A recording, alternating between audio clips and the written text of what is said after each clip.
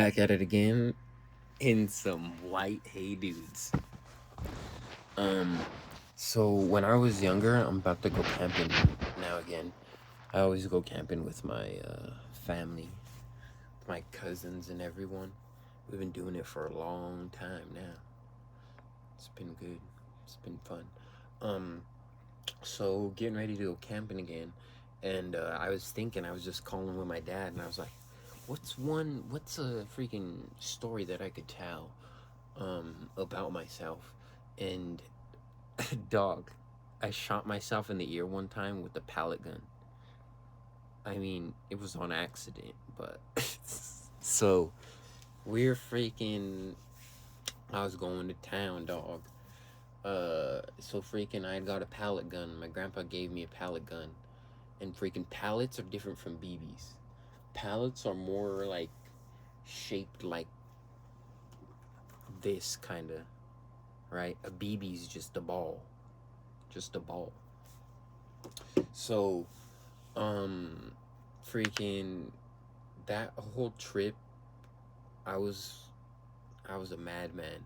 I was freaking shooting freaking um not hamsters. I was shooting freaking chipmunks left and right. We were shooting squirrel, everything, and I was on a run. I had shot like probably like 7, 8 of them, and it was bad. So like I would shoot it down with a pellet gun, right? And then all the younger boys would freaking I'd be like, all right, once he falls down, you gotta freaking go up and freaking cap this mother trucker. Like he'll be twitching or whatever, but you gotta go up and gotta freaking put him out of his misery. You gotta do what you gotta do.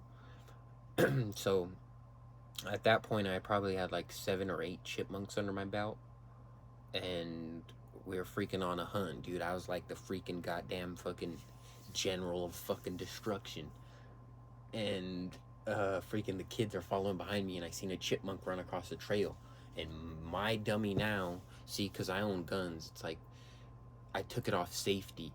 You should never take it off safety unless you're ready to shoot. So I took it off safety, and I was chasing after it, and freaking I went to go bend under the like trees and bush or whatever was right there where I seen it go under.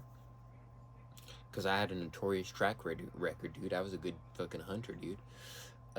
So freaking when I bent down though, boom! All I hear is wee, and I was like, what the hell? And then I feel like cold trickles down the side of my freaking face, and then I was like, oh no, it's freaking blood. And then freaking panic kind of set in. And I was with all the other boys, and I was like, please tell me there's not a hole in my ear. Like, because in my mind, I thought like my ear was freaking like hanging off, and like I thought I had like really tore myself up. Because, yeah, it was like a flashbang, and then trickling.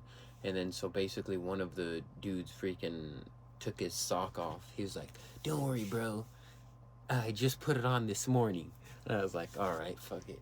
Put it on, and freaking, uh, I was like, I was like, please tell me there's not a hole in my ear. Thought I lost my ear. They're like, no, you're good. It looks like it went straight through. And I was like, are you serious? And they're like, yes. I was like, be serious. And they're like, yes. And so I was like, all right, I guess I still have an ear. So I don't want to ruin the trip, the camping trip. So I was like, fuck, what do we go back and tell? What do we go back and tell them? And then so I was like, I'm going to tell them I ran into like some barbed wire. I'll be like, we were running, and freaking say I ran into barbed wire. And the older guys at the camp, they already knew. They're like, who the fuck shot him? Or what happened? And but like the girls were like, the females of the camp, they were like, oh, what, let me see, Devin, blah blah. And so, but later on that night, I couldn't sleep because my freaking ear was hurting. I couldn't lay on it. So freaking that morning, freaking I like, they looked at it, and freaking did whatever, and freaking I was feeling my ear, and freaking the goddamn pallet was stuck freaking right here in the tip of my ear. So basically it went freaking, seeing this is how lucky I am, dude. It freaking went boom through the back, came through here, went up through here, and then got stuck up in there. And ever since then, I respect guns a lot more. But yeah, that happened. Freaking, it was stuck in my ear, and I couldn't go to sleep. And I was like, lead. The pallet's made of lead. I'm gonna get lead poisoning. I'm not doing this. So, ended up freaking having to leave early. Didn't really end up ruining the trip because everybody stood. We just had to leave early. And it's like two things from that story is like, I want to say like fucking karma hit me fucking quick, because everything is living, everything has energy. So that was like me being really like messed up and fucked up, and I got karma quick. And made me respect guns a lot more.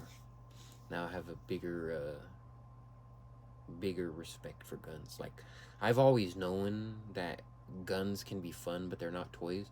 But that experience like really cemented like, don't point a gun at anything you're not willing to destroy.